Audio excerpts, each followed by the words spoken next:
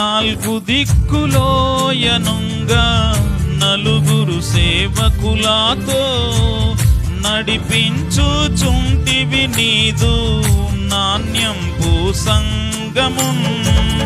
ఏరినావు కోరిక తోడా ఎనలేని Bible machine. ఏరినావు కోరిక తోడా ఎనలేని బైబిలు మిషను. ఏకదేవ వందనం.